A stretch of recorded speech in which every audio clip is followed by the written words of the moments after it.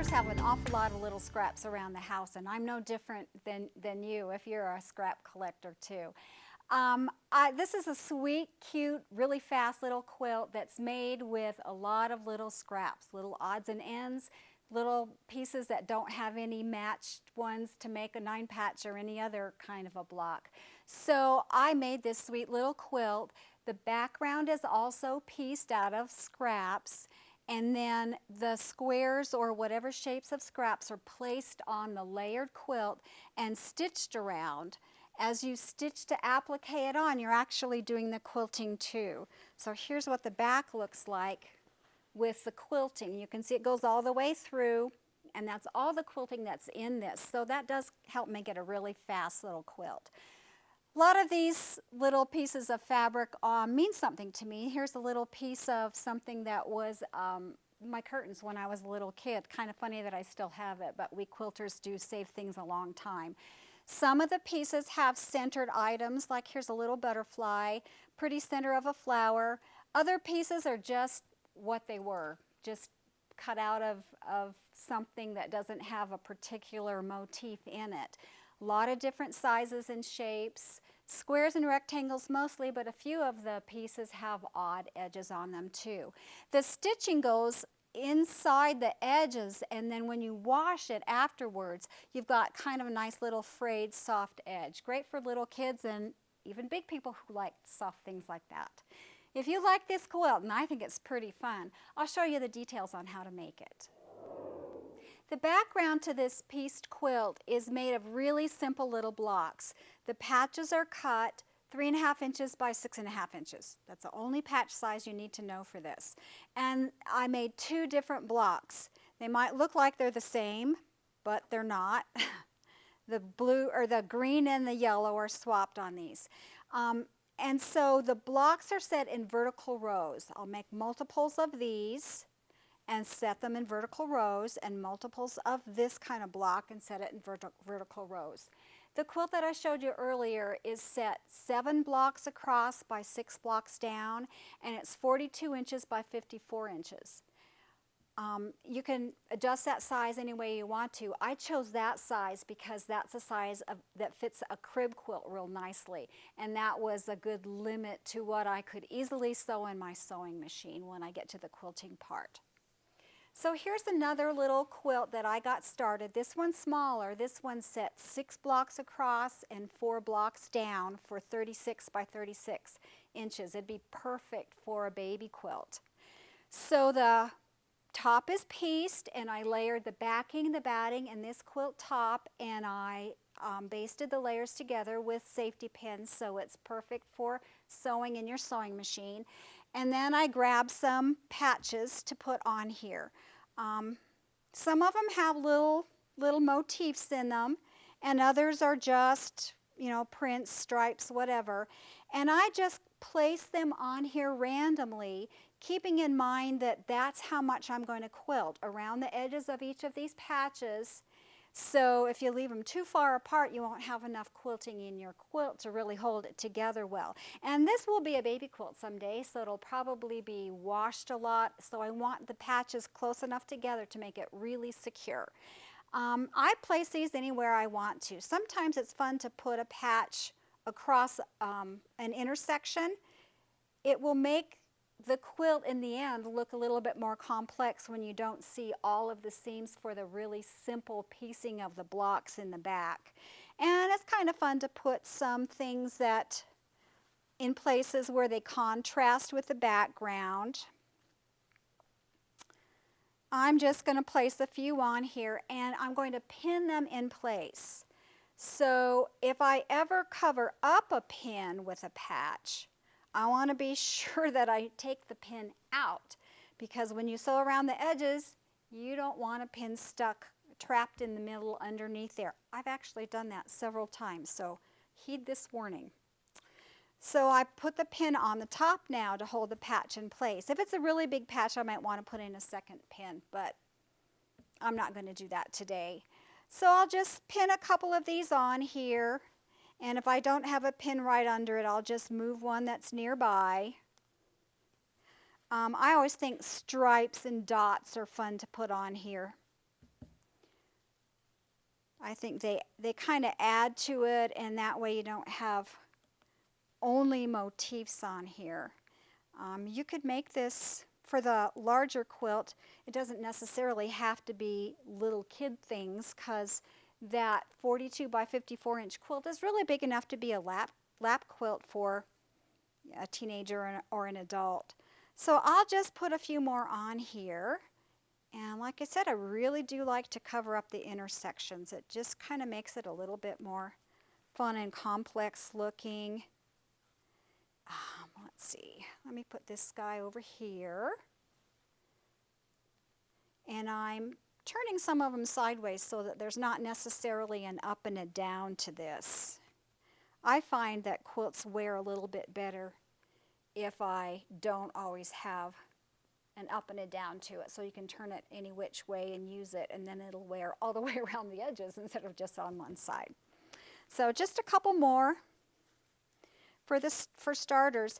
If you want to, you can pin them all on before you even start quilting. Personally, I don't usually do that. I like to put on a few and then just get started, because sometimes while I'm quilting I'll remember something else, another piece of fabric that I have that I want to use. So I'm going to put this little toaster on there too. I thought that was about the cutest thing I'd seen in a while. I'll pin on a few more of the patches, and then I'll get out my sewing machine and show you how you do the rest of it. So I've pinned on several patches in the center of this quilt, and now I'm ready to start quilting it. My machine is set up for free motion quilting, so I put on my darning foot and drop the feed dogs, and I also like to set my my stitch length to 0. The needle just goes up and down, and you're guiding the whole quilt top with your hands, but I still like to have the stitch length at 0, because that keeps the feed dogs from going up and down and bothering you while you quilt. The thread that I'm using on the top of the machine will be around all of the patches here. So I've chosen a really lightweight white color. It's polyester, so it's strong enough to hold here, but it also will be about as invisible as I can get for a thread that's not monofilament. So as I start, I'm going to take one stitch and pull the bobbin thread up to the top so I can keep it out of the way. I'm going to stitch somewhere around 1/8 of an inch to 1/4 of an inch inside the edges of all the patches. And I also want to try to find a path that's going to get me around most of the patches that I've pinned on the quilt.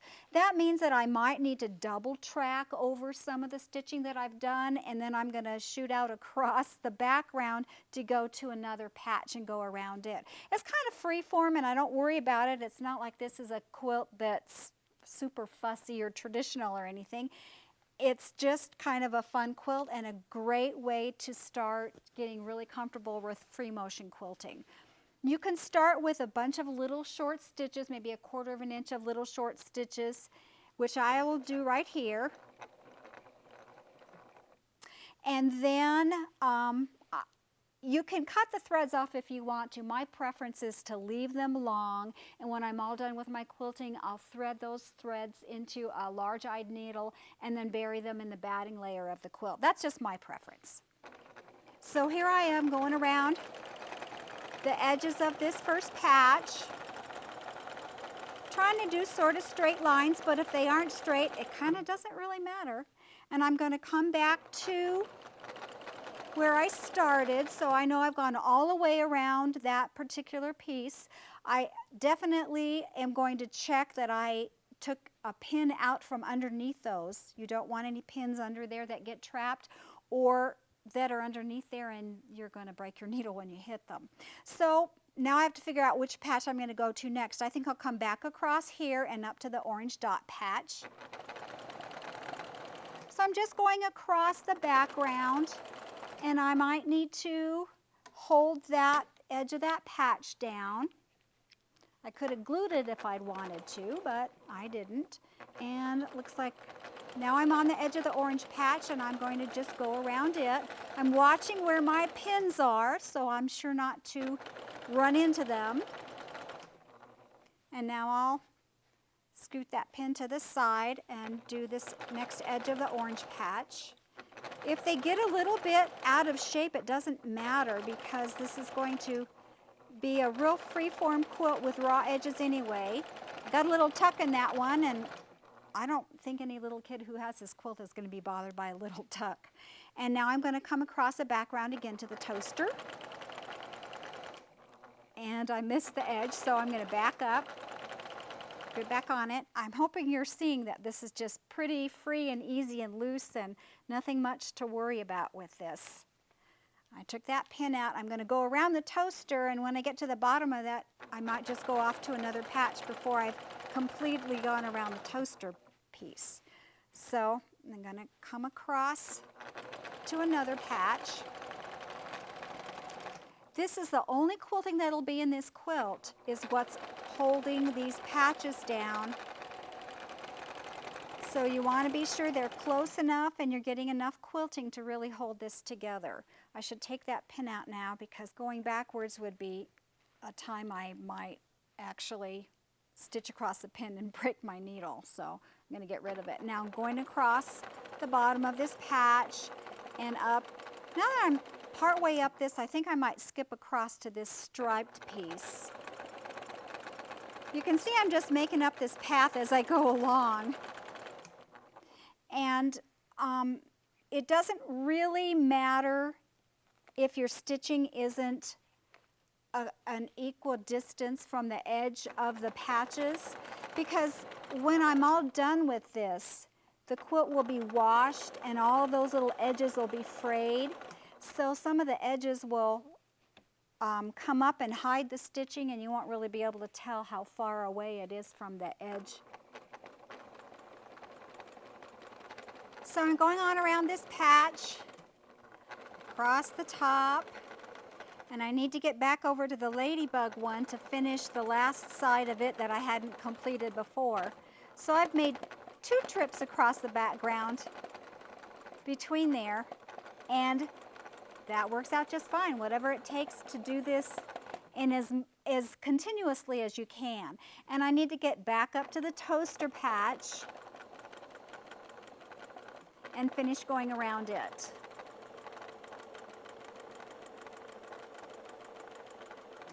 Anytime you want to, you can just put on more patches when to adjacent areas.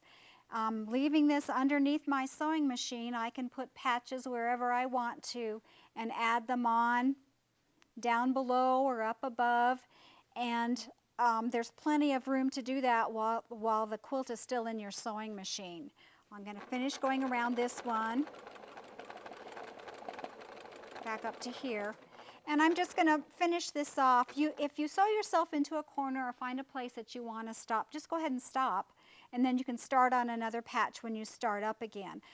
You can either stop with, when you end your thread, you want to end with about 1/4 inch of little stitches again, and then either trim off your threads or once again, like I said at the beginning, cut long tails of threads and then thread them into the large-eyed needle and bury them in the batting layer.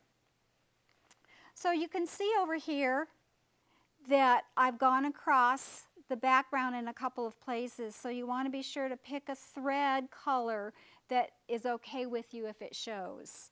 I probably wouldn't want navy blue on this because I wouldn't like the way that looked. My stitches are not all exactly the same length. I was just trying to show you how it would be for a beginner doing this, and it's really not a problem. Once this is all washed and the edges fray up, it's just a real cute look, and people look at the patches rather than the stitches. So that's the last thing you do after you sew on all of the patches, however many you want. You'll bind your quilt and then you'll wash it, and the edges will fray and you'll have just a real cute looking quilt. If you have lots of scraps at your house, I think you'll enjoy doing this.